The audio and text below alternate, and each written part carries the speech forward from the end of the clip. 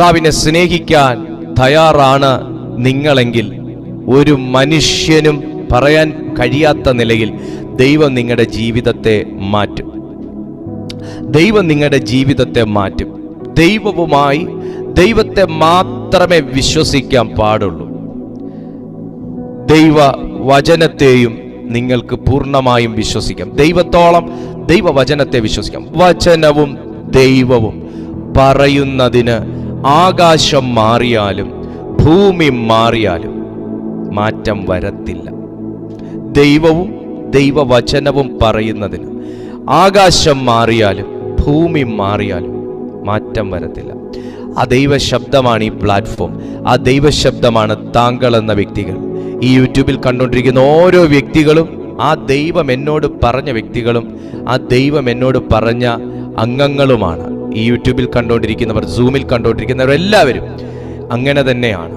അതുകൊണ്ട് ഞാൻ എൻ്റെ ദൈവത്തിൽ അധികമായി വിശ്വസിക്കുകയും എനിക്ക് കഴിയുന്ന അത്രയും ആത്മാർത്ഥതയോടെ ഓരോ ദിവസവും ഞാൻ നിങ്ങളെ ശുശ്രൂഷിക്കാൻ പ്രതിജ്ഞാബദ്ധനുമാണ്. ഞാൻ ചെയ്യേണ്ട ഒരു ഇനിഷ്യേറ്റീവ് എന്ന് പറയുന്നത് എൻ്റെ ആത്മാർത്ഥത ഇൻവെസ്റ്റ് ചെയ്യുക എന്നുള്ളതാണ്. അത് ഞാൻ ചെയ്യുന്നു. ബാക്കി ചെയ്യേണ്ടത് കർത്താവാണ്. ഞാൻ ചെയ്യേണ്ട പാർട്ട് ഞാൻ ചെയ്യുമ്പോൾ കർത്താവ് ചെയ്യേണ്ട പാർട്ട് കർത്താവ് ചെയ്യും. എനിവേ, ഇന്നത്തെ അനുഗ്രഹീതമായ ഒരു ദൈവ സന്ദേശമാണ് കേട്ടോ. ഭയങ്കര അനുഗ്രഹിക്കപ്പെട്ടൊരു ദൈവ സന്ദേശമാണ്. എന്നാൽ വളരെ നമ്മൾ കേട്ടിട്ടുള്ളതാണ്. ഞാൻ ഇതിനകത്തുനിന്ന് ഒത്തിരി പ്രാവശ്യം പ്രസംഗിച്ചിട്ടുള്ളതാണ്.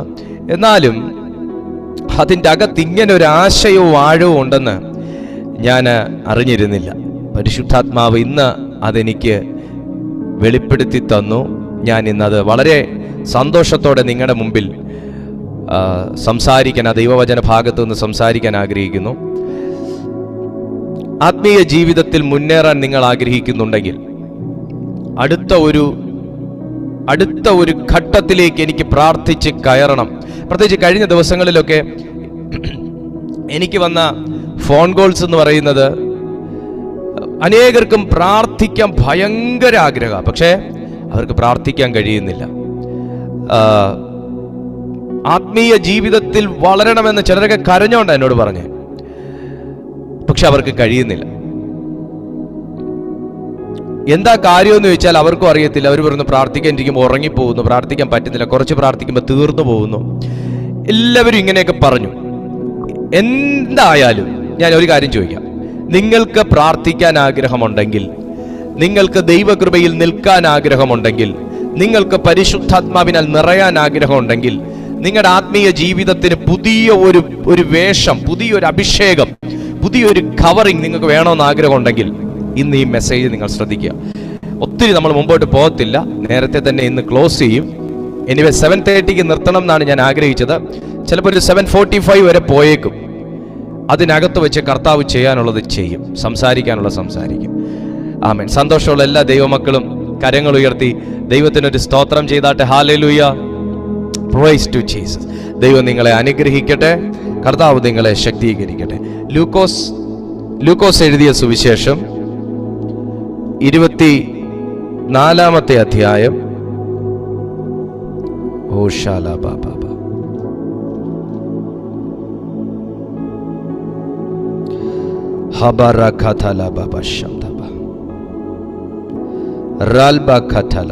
അതിന്റെ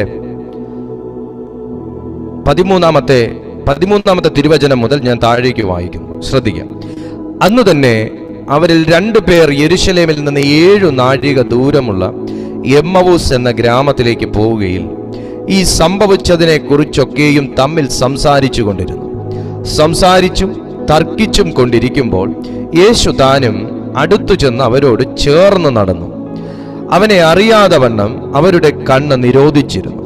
അവൻ അവരോട്, നിങ്ങൾ വഴി നടന്ന് തമ്മിൽ വാദിക്കുന്ന ഈ കാര്യം എന്ത് എന്ന് ചോദിച്ചു. അവർ വാടിയ മുഖത്തോടെ നിന്നു. നമ്പർ 1, വാടിയ മുഖത്തോടെ നിന്നു.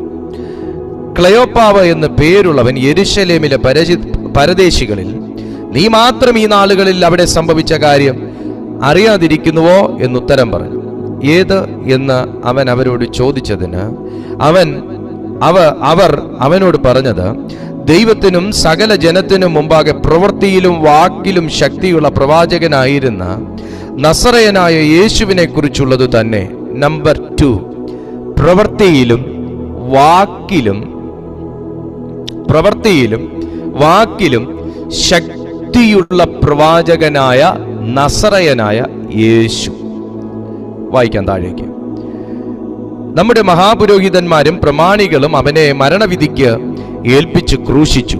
ഞങ്ങളോ അവൻ ഇസ്രായേലിനെ വീണ്ടെടുക്കുവാനുള്ളവൻ എന്ന് ആശിച്ചിരുന്നു. അത്രയുമല്ല, ഇത് സംഭവിച്ചിട്ട് ഇത് 3-ാം നാളാകുന്നു. ഞങ്ങളുടെ കൂട്ടത്തിൽ ചില സ്ത്രീകൾ രാവിലെ കല്ലറയ്ക്കൽ പോയി അവന്റെ ശരീരം കാണാതെ മടങ്ങി വന്നു. അവൻ ജീവിച്ചിരിക്കുന്നു എന്ന് പറഞ്ഞ ദൂതന്മാരുടെ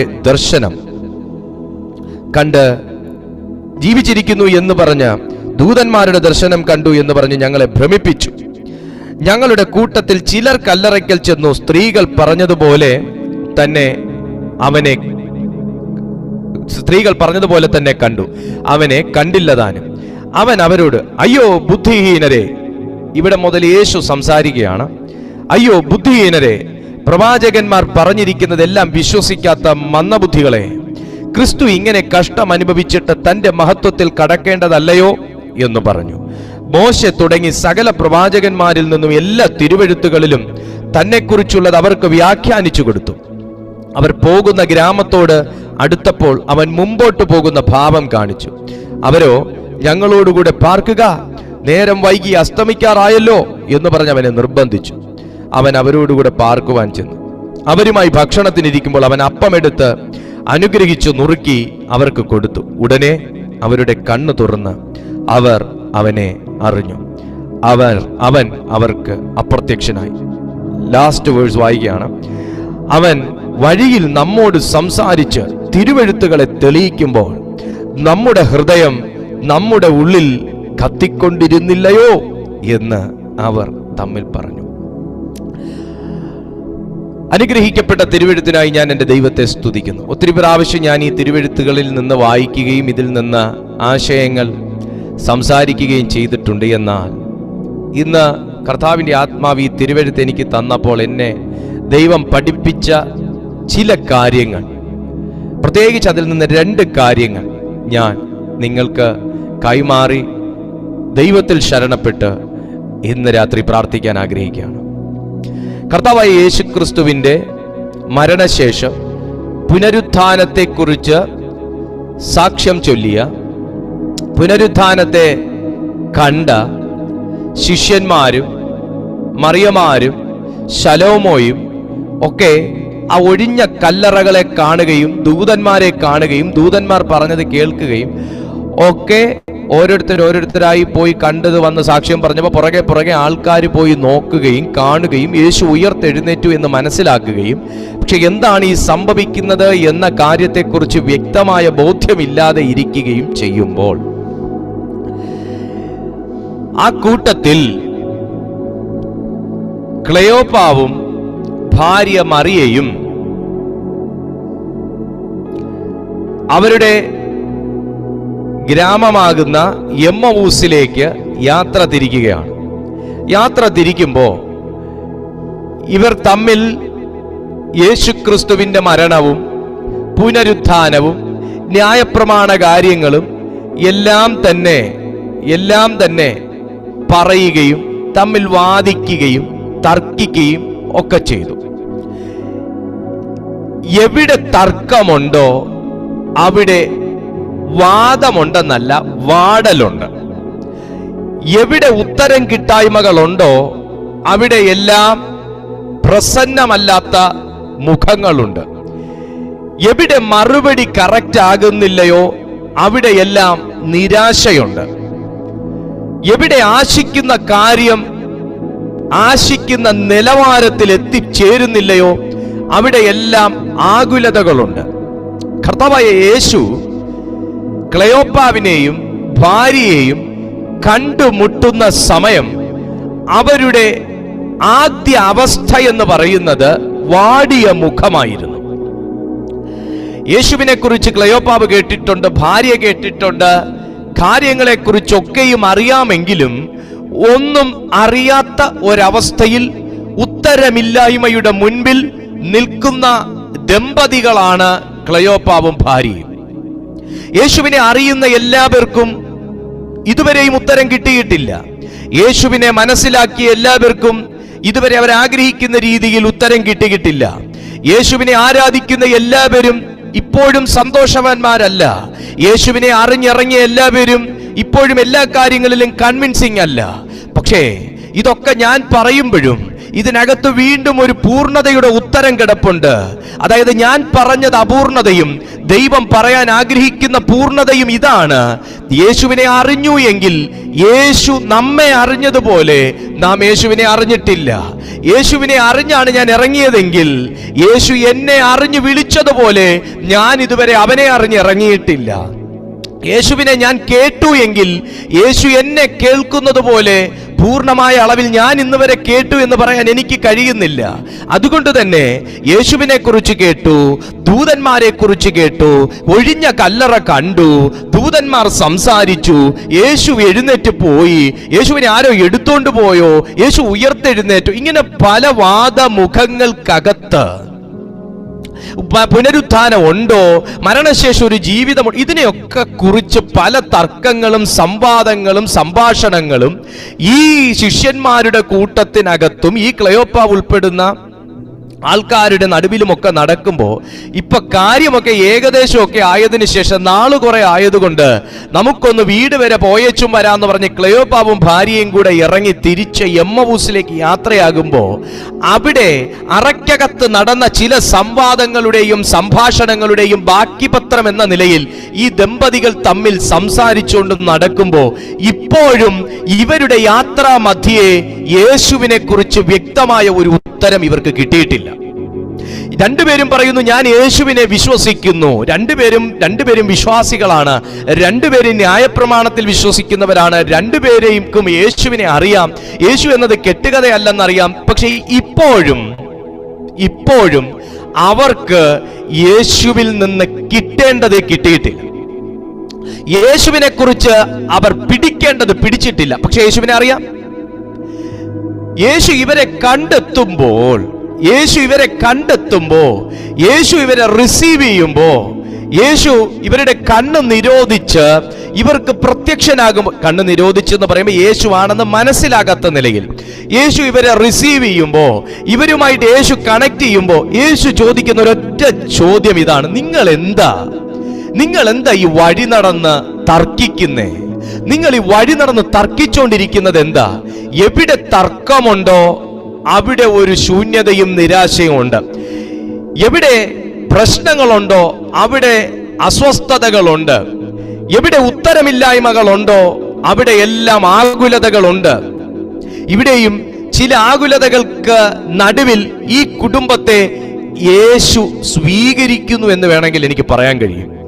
എവിടെ ആകുലതകളുണ്ടോ അതിന്റെ നടുവിൽ കണ്ണ് നിരോധിച്ചാണെങ്കിൽ പോലും യേശുവാണെന്നറിഞ്ഞാൽ അവരുടെ ഉള്ളം അവർ തുറക്കത്തില്ല. ഇത് യേശുവാണെന്നറിഞ്ഞാൽ അവരൊത്തിരി കാര്യം ഹൈഡ് ചെയ്യും. അവർ ചിലപ്പോൾ കള്ളം പറയാൻ ശ്രമിക്കും. അയ്യോ യേശു ഞാൻ പറഞ്ഞത് കേട്ടോ എന്തോ, ഞാൻ ഈ പറഞ്ഞതിനെ കുറിച്ചൊക്കെ യേശു അറിഞ്ഞോ എന്തോ, അവർ പലത് ഹൈഡ് ചെയ്യും. ഇവരെന്ന വ്യക്തിയെ ആദ്യം യേശുവിന് വേണമായിരുന്നു. ഇവരുടെ പൂർണ്ണമാകുന്ന മനോഭാവത്തെ ആദ്യം യേശുവിന് കേൾക്കണമായിരുന്നു. ഇവരുടെ പല തെറ്റായ ചിന്തകളെയും യേശുവിന് ആദ്യം കേൾക്കണമായിരുന്നു. എന്തിനെന്നറിയാമോ? കറക്റ്റ് ചെയ്ത് കൊടുക്കാൻ. മാന്യ സുഹൃത്തേ, യേശുവിനെ അറിഞ്ഞിട്ടും പൂർണ്ണമായിട്ടുള്ളൊരു സ്വസ്ഥത ഇന്നും നിങ്ങളുടെ ജീവിതത്തിൽ കാണുകയില്ലായിരിക്കാം. യേശുവിനെ അറിഞ്ഞിറങ്ങിയിട്ടും പൂർണ്ണമായ ഒരു ആനന്ദം, പൂർണ്ണമായ ഒരു സന്തോഷം, പൂർണ്ണമായ ഒരു അനുഭവം, പൂർണ്ണമായ ഒരു വിടുതൽ ഇന്നും നിങ്ങൾക്ക് ഉണ്ടായിട്ടില്ലായിരിക്കാം. ഇന്നും വാഗ്ദത്തങ്ങൾ പലതും വഴിയിൽ തങ്ങി നിൽക്കുന്ന ഒരു അവസ്ഥയിലായിരിക്കാം. ഇന്നും നിങ്ങൾ ആഗ്രഹിക്കുന്ന നിലവാരത്തിൽ എവിടെയും എത്തിച്ചേരാൻ കഴിഞ്ഞിട്ടില്ലായിരിക്കാം. പക്ഷേ യേശുവിന് എപ്പോഴും വേണ്ടത് നിന്നെ കറക്റ്റ് ചെയ്യാൻ വേണ്ടിയുള്ള സമർപ്പണമാകുന്ന ഒരു ജീവിതമാണ്. കറക്റ്റ് ചെയ്യാൻ യേശുവിനെ അറിയാം, കറക്റ്റ് ചെയ്യാൻ യേശുവിനെ അറിയൂ, കറക്റ്റ് ചെയ്യാൻ യേശുവിനെ കഴിയൂ. ഇവിടെ ഒരു കറക്ഷനാണ് ആദ്യം നടക്കുന്നത്. എന്തിനായിരുന്നു ഈ കറക്ഷൻ എന്ന് ഞാൻ നിങ്ങളോട് പറഞ്ഞു തരാം. അതാണ് ഇന്നത്തെ ചിന്ത. ഈ കറക്ഷൻ എന്തിനായിരുന്നു? ചില കാര്യങ്ങൾ കറക്റ്റ് ചെയ്തപ്പോഴാണ് ആള് തീയായി മാറിയത്.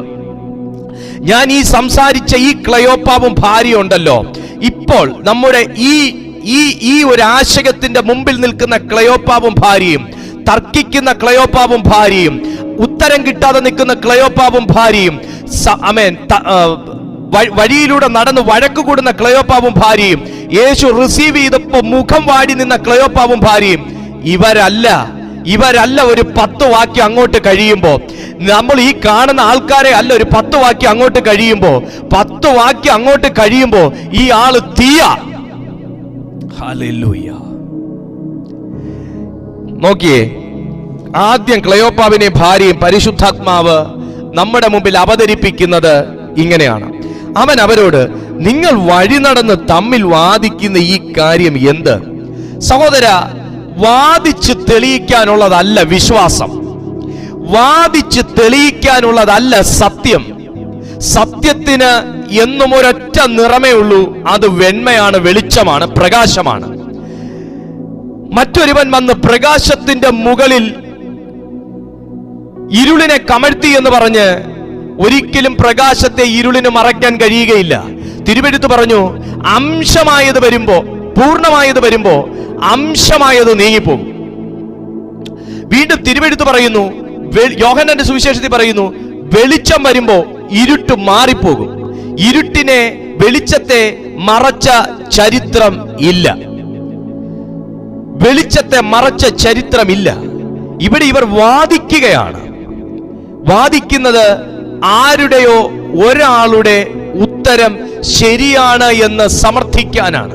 ഫാമിലിക്കകത്താണെങ്കിലും, ചർച്ചിനകത്താണെങ്കിലും, വിദ്യാഭ്യാസ സ്ഥാപനങ്ങൾക്കകത്താണെങ്കിലും, ബന്ധങ്ങൾക്കകത്താണെങ്കിലും, ഓഫീസിനകത്താണെങ്കിലും, സൊസൈറ്റിക്കകത്താണെങ്കിലും, എവിടെ വാദമുണ്ടോ, തർക്കമുണ്ടോ, വാഗ്വാദങ്ങളുണ്ടോ, അതിന്റെ നടുവിൽ വാട്ടമുണ്ട്. വാദിച്ച് ഈ ഭൂമിയിൽ ഒന്നും തെളിയിക്കേണ്ട കാര്യമില്ല. കാരണം സത്യം നഗ്നവും മലർന്നതുമായി ഒരുവന്റെ മുമ്പിൽ ഇരിക്കുന്നിടത്തോളം കാലം നിങ്ങൾ നിങ്ങളുടെ ഭാഗം വാദിച്ച് ജയിക്കേണ്ട കാര്യമില്ല. യുദ്ധം യഹോവയ്ക്കുള്ളത് എന്ന് പറയുമ്പോൾ നിനക്ക് യുദ്ധം ചെയ്യാൻ അറിയാമോ എന്ന് ദൈവം ചോദിക്കുന്നില്ല. കാരണം യുദ്ധം ചെയ്യേണ്ടത് ഞാനോ നിങ്ങളോ അല്ല. ഞാനും നിങ്ങളും ഒരു ദൈവത്തിന് കീഴ്പ്പെട്ട് നിൽക്കുമ്പോ, ഒരു ഓതറൈസേഷന് കീഴിൽ നിൽക്കുമ്പോ, ഒരു അതോറിറ്റിക്ക് കീഴിൽ നിൽക്കുമ്പോ എനിക്ക് വേണ്ടത് ചെയ്യാൻ സർവശക്തനായ ദൈവമുണ്ട്. ഞാൻ ചെയ്യേണ്ടത് എന്തെന്ന് അവൻ എന്നോട് അറിയിക്കുന്ന സമയം ഞാൻ എഴുന്നേറ്റാൽ മതിയാകും.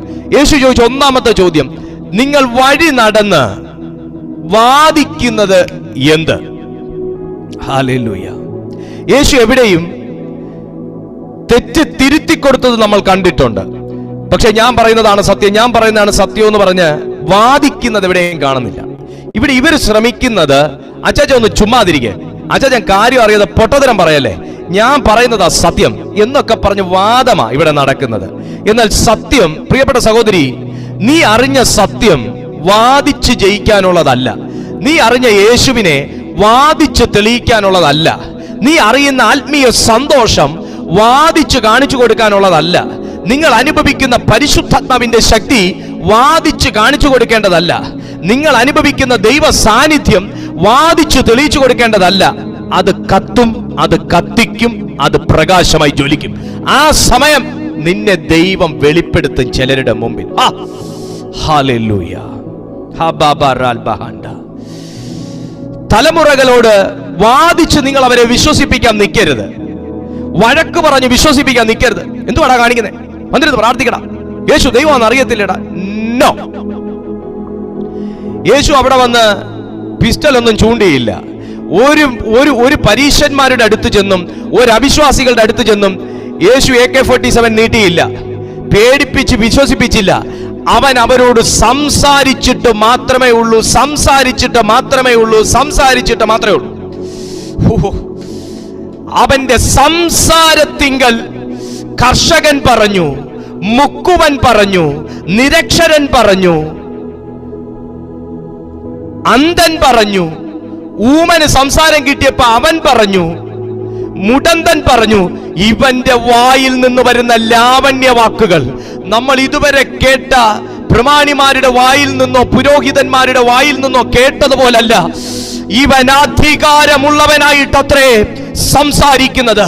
ഇവന്റെ വായിൽ നിന്ന് പുറത്തേക്ക് വരുന്നത് ലാവണ്യ വാക്കാണെങ്കിലും കേൾക്കുമ്പോ ഞങ്ങൾക്കത് തീ പോലെ തോന്നുന്നു, കേൾക്കുമ്പോ ഞങ്ങൾക്കത് ആശ്ചര്യമായി തോന്നുന്നു, കേൾക്കുമ്പോ ഞങ്ങൾക്കത് അധികാരമുള്ളതായി തോന്നുന്നു. യേശു സംസാരിച്ചിട്ട് മാത്രമേ ഉള്ളൂ, വാദിച്ചിട്ടില്ല.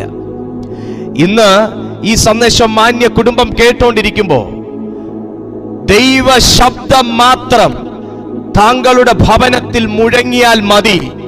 ദൈവത്തിന്റെ സ്വരം മാത്രം താങ്കളുടെ ഭവനത്തിനകത്ത് മുഴങ്ങിയാൽ മതി. ആമേൻ. പല സംഭവങ്ങളും നിന്നെ ഞെരുക്കുന്നതും നിന്നെ അസ്വസ്ഥപ്പെടുത്തുന്നതും നിന്റെ വീടിനകത്ത് മുഖം വാടിക്കുന്നതും വീടിനകത്ത് സ്വസ്ഥത നശിപ്പിക്കുന്നതുമായ പലതും ഗുഡ് ബൈ പറയും. തിരുവെഴുത്ത് പറയുന്നു, നോക്കിയേ, അവർ വാടിയ മുഖത്തോടെ നിന്നു. വാദമുള്ളടുത്ത് തിരിച്ചറിയലുകൾ ഇല്ലാത്തടുത്ത്, യേശുവുമായിട്ടുള്ള വ്യക്തമായ ബന്ധത്തെ തിരിച്ചറിയാത്ത ഒരു വ്യക്തിയുടെ ജീവിതത്തിൽ യേശു ചോദിച്ച ഉത്തരം പറയാൻ പറ്റും. യേശു അല്ലേ ഇവിടെ ചോദിച്ചേ, നിങ്ങൾ എന്താ വാദിക്കുന്നേ, നിങ്ങൾ എന്താ വാദിക്കുന്നേ? യേശു ആ ചോദ്യം ചോദിച്ചു, നിങ്ങൾ എന്താ ഈ വാദിക്കുന്നേ? പക്ഷെ അവർ ഉത്തരം പറഞ്ഞു എന്ന് പറയുന്നില്ല. ഈ ഒരു സംഭവത്തിന് ശേഷം എന്താ അത്? അവർ വാടിയ മുഖത്തോടെ നിന്നു. ശേഷമേ അവർ സംസാരിക്കുന്നുള്ളൂ. കണ്ടില്ലേ നിങ്ങൾ? 17-ാമത്തെ വാക്യത്തിൽ അവൻ അവരോട്, നിങ്ങൾ വഴി നടന്ന് തമ്മിൽ വാദിക്കുന്ന ഈ കാര്യം എന്ത്? അവർ വാടിയ മുഖത്തോടെ നിന്നു. 18-ാമത്തെ വാക്യത്തിൽ പറയുന്നു, ക്ലെയോപ്പാവ് എന്ന് പേരുള്ളവൻ യെരൂശലേമിലെ. അവിടുന്ന് തുടങ്ങുന്നത്. ആദ്യം യേശു ചോദിച്ചപ്പോ അവർക്ക് മറുപടി ഇല്ല. വിശ്വസിക്കുന്നവരാ, പക്ഷെ യേശുവിന്റെ ചോദ്യത്തിന്റെ മുമ്പിൽ മറുപടികളില്ല. ചുരുക്കി പറഞ്ഞാൽ, വാദത്തിനകത്ത് നിന്ന്, തർക്കങ്ങൾക്കകത്ത് നിന്ന്, കുറ്റപ്പെടുത്തലുകൾക്കകത്ത് നിന്ന്, സ്വരച്ചേർച്ചക്കേടിനകത്ത് നിന്ന്, അപവാദങ്ങൾക്കകത്ത് നിന്ന്, ആരോപണങ്ങൾക്കകത്ത് നിന്ന് ഒരു മറുപടിയും ശരിയായ നിലയിൽ കിട്ടിയിട്ടില്ല. എവിടെയും ആർക്കും കിട്ടിയിട്ടില്ല. എന്നാൽ സമാധാനം ആചരിച്ച് ആരോഗ്യകരമായ സംഭാഷണങ്ങൾക്കകത്ത് നിന്ന് വ്യക്തമായ പൊരുളുകൾ നമുക്ക് കിട്ടിയിട്ടുണ്ട്. പ്രിയപ്പെട്ട സുഹൃത്തെ, വീടിനകത്ത് വഴക്കുണ്ടാക്കി എന്ന് പറഞ്ഞ് വിശ്വാസമൊന്നും ആർക്കും വർദ്ധിക്കാൻ പോകുന്നില്ല. വീടിനകത്ത് തർക്കിച്ചു എന്ന് പറഞ്ഞ് നിന്റെ വിശ്വാസം കള്ളത്തരം, നിന്റെ വിശ്വാസം വട്ട്, നിനക്ക് മനോവിഭ്രാന്തി, ഞങ്ങളുടേതാണ് ശരി, ഇതൊന്നും ശരിയായ വിശ്വാസത്തിന്റെയോ വിശ്വാസിയുടെയോ ആശയങ്ങളും വാക്കുകളും അല്ല. ശരിയായ ഒരു വിശ്വാസി ഒന്നിനെയും കുറ്റപ്പെടുത്താത്ത സത്യം തിരിച്ചറിയുന്ന ഒരു വ്യക്തിയായിരിക്കും. ഹല്ലേലൂയ. യേശു ഒന്നിനെയും കുറ്റപ്പെടുത്തിയതായിട്ട് എവിടെയും കാണുന്നില്ല. ഒരു വിശ്വാസങ്ങളെയും കുറ്റപ്പെടുത്തിയതായിട്ട് എവിടെയും കാണുന്നില്ല. പ്രത്യേകിച്ച് ക്രിസ്തീയ ജീവിതം എന്ന് പറയുന്നത് കുറ്റപ്പെടുത്തലിന്റെ മാർഗമല്ല. ക്രിസ്തീയ വിശ്വാസം എന്ന് പറയുന്നത് കുറ്റപ്പെടുത്തലിന്റെ മാർഗമല്ല. യേശു നമ്മെ പഠിപ്പിച്ചിരിക്കുന്നത് ഒരു വിശ്വാസിയെ കുറ്റപ്പെടുത്താനും ഞങ്ങളുടെ വിശ്വാസം വലുത് എന്ന് പറയാനുമല്ല. യേശു ഇവിടെ വന്നതും എന്നെ പഠിപ്പിച്ചതുമെല്ലാം അന്യോന്യം നിന്റെ അയൽക്കാരനെയും നിന്നെപ്പോലെ നിന്റെ അയൽക്കാരനെയും സ്നേഹിക്ക എന്നും നിന്നെപ്പോലെ തന്നെ നിന്റെ കൂട്ടുകാരനെ സ്നേഹിക്ക എന്നും പഠിപ്പിച്ചപ്പോ ഇതിനകത്ത് എവിടെയാണ് പ്രിയപ്പെട്ട സുഹൃത്തെ ജാതി? ഇതിനകത്ത് എവിടെയാണ് പ്രിയപ്പെട്ട സുഹൃത്തെ മതം? ഇതിനകത്ത് എവിടെയാണ് എന്റെ മതം വലുത്, എന്റെ മതം നിന്റെ മതം ചെറുതെന്നുള്ള വാക്കുകൾ? സകലരെയും സ്നേഹിക്കാൻ പഠിപ്പിക്കുന്ന യേശു ക്രിസ്തു നിന്റെ സ്നേഹത്തിലൂടെ നിന്നിലിരിക്കുന്ന ക്രിസ്തുവിനെ വെളിപ്പെടുത്താനുള്ള അഭിഷേകമാണ് നിനക്ക് തന്നിരിക്കുന്നത്. ആ സ്നേഹം നീ വെളിപ്പെടുത്തുമ്പോ നിന്റെ കൂട്ടുകാരന്റെ മേൽ ഭൂതമുണ്ടെങ്കിൽ അത് വിട്ടുപോകും. നിന്റെ കൂട്ടുകാരന്റെ മേൽ കെട്ടുകളുണ്ടെങ്കിൽ അത് അഴിഞ്ഞു തുടങ്ങും. നിന്റെ അയൽവാസിയുടെ മേൽ പോരാട്ടമുണ്ടെങ്കിൽ അത് തകർന്നു തുടങ്ങും. നിനക്കെതിരായി എവിടെയെങ്കിലും എന്തെങ്കിലും ഇരിപ്പുണ്ടെങ്കിൽ സ്നേഹത്തിന്റെ ദിവ്യ പ്രതിമയാകുന്ന യേശുവിനെ നീ ആത്മശക്തിയോടെ വെളിപ്പെടുത്തുമ്പോ അത് തകർന്നേ പറ്റൂ. സ്നേഹമില്ലാത്തടുത്ത് അഭിഷേകമില്ല, സ്നേഹമില്ലാതെ അഭിഷേകം കൊണ്ട് ഉപയോഗവുമില്ല. യേശു ചോദിച്ചു, നിങ്ങൾ എന്താ പ്രിയപ്പെട്ട കുടുംബമേ വഴി നടന്ന് വാദിക്കുന്നത്?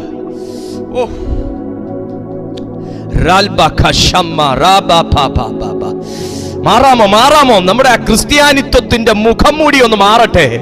അന്യരെ കുറ്റപ്പെടുത്താനല്ലെന്നേ, അവരെ കുറ്റപ്പെടുത്താനല്ലെന്നേ, ആ വിശ്വാസികളെ കുറ്റപ്പെടുത്താനല്ലെന്നേ, അവരെയും സ്നേഹിക്കാനുള്ള യേശുവിന്റെ ഹൃദയം എനിക്ക് വേണമെന്ന് പറയ്. ഈ ഹൃദയത്തിനകത്ത തീ യേശു ഇട്ടത് കേട്ടോ. അത് ഞാൻ പറയാം.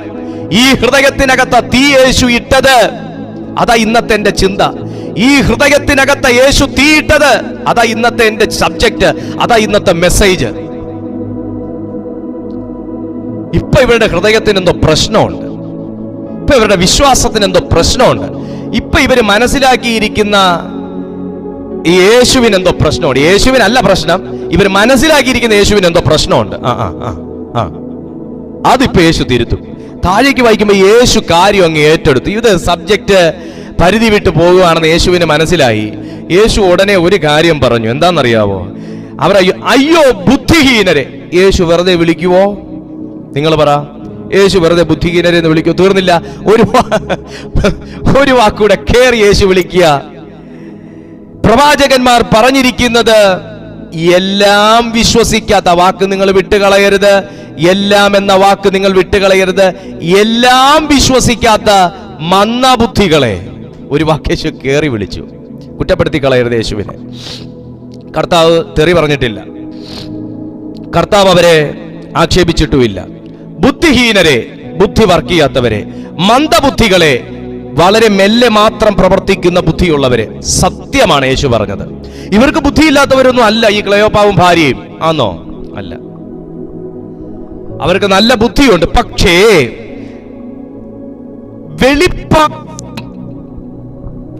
വെളിപ്പാട് സംബന്ധമായ കാര്യങ്ങളിൽ, തിരുവെഴുത്ത് സംബന്ധമായ കാര്യങ്ങളിൽ, ദൈവാലോചന സംബന്ധമായ കാര്യങ്ങളിൽ, ദൈവിക വിഷയങ്ങളിൽ തീരുമാനങ്ങൾ എടുക്കുന്നതിൽ, യേശുവിനെ കുറിച്ചുള്ള അണ്ടർസ്റ്റാൻഡിങ്ങിൽ വേണ്ടുന്ന നിലയിൽ ബുദ്ധിയെ പ്രവർത്തിക്കാൻ വിടാതെയും ബുദ്ധിയെ മന്ദീഭവിപ്പിച്ച് അതിനകത്ത് തർക്കമുണ്ടാക്കി ഉള്ള ബുദ്ധിയെ കൂടെ നിശ്ചലമാക്കി ഉള്ള ആത്മീയ സന്തോഷം കൂടെ നഷ്ടപ്പെടുത്തി ഉള്ള സമാധാനം കൂടെ ഇല്ലാതാക്കി കളയുന്ന ഒരവസ്ഥയെ ഇവിടെ വിശുദ്ധ ബൈബിൾ ചൂണ്ടിക്കാണിക്കുന്നു. ബുദ്ധിയില്ലാഞ്ഞിട്ടല്ല നിങ്ങളുടെ വീടിനകത്ത് വഴക്ക് നടക്കുന്നത്, ശരിയായ നിലയിൽ ബുദ്ധി പ്രവർത്തിക്കാത്തത് കൊണ്ടാണ്. ബുദ്ധിയില്ലാത്തതുകൊണ്ടും മന്ദബുദ്ധികളായതുകൊണ്ടും അല്ല. വാസ്തവത്തിൽ ഒരു ചെറിയ വിഷയം വലിയ വിഷയങ്ങളായി മാറുന്നത്, ഒരു ചെറിയ വാക്ക് വലിയ വിഷയങ്ങളായി മാറുന്നത്, ഈ ചെറിയ നാവ് വലിയ കാട് കത്തിക്കുന്ന തീയായി മാറുന്നത്. യാക്കോബ് പറഞ്ഞിട്ടുണ്ട്, നാവ് ഒരു ചെറിയ അവയവമെങ്കിലും ഒരു വലിയ കാട് കത്തിക്കാൻ അസാധാരണമായ സാധനമാണെന്ന്. അപ്പൊ ഒരു ചെറിയ വാക്ക്, ഒരു ചെറിയ തർക്കം, ഒരു ചെറിയ ആശയക്കുഴപ്പം, ഒരു ചെറിയ മിസ്അണ്ടർസ്റ്റാൻഡിങ്, സംസാരിച്ച് എതിർവാദം പറഞ്ഞ് ഇപ്പൊ അവിടെ വഴി നടക്കുമ്പോ തന്നെ സംസാരിച്ചുകൊണ്ടാ നടന്നു തുടങ്ങിയത്, ഇപ്പൊ വഴക്ക് കൂടിക്കൊണ്ടാ നടക്കുന്നത്. ഇപ്പൊ യേശു വേഗം മുമ്പിൽ വന്നപ്പോ അവർ മുഖം വാടിയവരായി തല കുനിച്ചു നിന്നു എന്ന് ബൈബിൾ പറയണമെന്നുണ്ടെങ്കിൽ, മാന്യ സുഹൃത്തേ, അവരുടെ ഓർക്കപ്പുറത്ത് അവർ സംസാരിച്ച നായകൻ അവരുടെ മുമ്പിൽ വെളിപ്പെട്ടതുപോലെ, അവർ ഒട്ടും പ്രതീക്ഷിക്കാത്ത സമയത്ത് വിശുദ്ധ നായകൻ അവരുടെ മുമ്പിൽ മുഖം മറയ്ക്ക് കണ്ണു നിരോധിച്ച് വെളിപ്പെട്ട് വന്നതുപോലെ, എന്നിട്ടും അത് യേശുവാണെന്ന് അവർക്ക് തിരിച്ചറിയാത്തതുപോലെ, ആയുഷ്കാലം മുഴുവൻ 50 വയസ്സുവരെ, 60 വയസ്സുവരെ, 70 വയസ്സുവരെ, 75 വയസ്സുവരെ, 80 വയസ്സുവരെ തർക്കിച്ചും പിണങ്ങിയും വഴക്കുകൂടിയും എന്റെ ദൈവം വലുത്, നിന്റെ ദൈവം ചെറുത്, എന്റെ മതം സത്യം, നിന്റെ മതം തെറ്റ് എന്നൊക്കെ പറഞ്ഞ് തർക്കിച്ചും വഴക്കുകൂടിയും കുറ്റപ്പെടുത്തിയും ആരോപിച്ചും ഒക്കെ കർത്താവ് എന്നെങ്കിലും വേഗത്തിൽ നമ്മുടെ മുമ്പിൽ വന്നു നിൽക്കുമ്പോൾ പ്രശ്നം പരിഹരിച്ചിട്ട് നിത്യതയിൽ എത്താമെന്ന് നമുക്ക് ആർക്കും ഒരു വ്യാമോഹം വേണ്ട. ഞാൻ ആ സത്യം അറിഞ്ഞല്ലോ പിതാവേ, ഞാൻ അറിഞ്ഞ സത്യം എന്റെ സ്വഭാവത്തിലൂടെ ലോകം മുഴുവൻ അറിയിക്കാനുള്ള ഒരു ആത്മീയ അഭിഷേകം എനിക്ക് തരണമേ. യേശു പരീശന്മാരുടെ വീട്ടിൽ ക്ഷണിക്കപ്പെട്ടിട്ട് അത്താഴത്തിന് വേണ്ടി ഇരുന്ന സമയം ഒരു പെരുവയറൻ, മത്തായി എഴുതിയ സുവിശേഷം, ഒരു പെരുവയറൻ അവിടെ ഇരിക്കുന്നു, ആ കൂട്ടത്തിനകത്തിരിക്കുന്നു. അവൻ മുത്താഴം കഴിക്കാൻ ഇരിക്കുന്നു എന്ന് വിശുദ്ധ ബൈബിൾ പറയുന്നു. പെരുവയറനെ, നിന്റെ ജാതി ഏത്, നിന്റെ മതമേത്, നിന്റെ അമ്മയുടെ പേരെന്ത്, അപ്പന്റെ പേരെന്ത് എന്നൊന്നും എന്റെ യേശു ചോദിച്ചില്ല.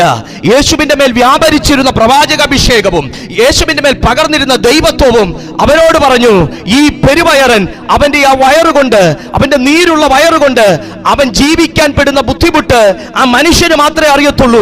സൗഖ്യമാക്കുക, സൗഖ്യമാക്കുക, സൗഖ്യമാക്കുക. അതിനകത്തിരുന്ന സകല മനുഷ്യരും എതിർത്തു. സകല മനുഷ്യരും അവനെ തുറിച്ചു നോക്കിക്കൊണ്ടിരുന്നു.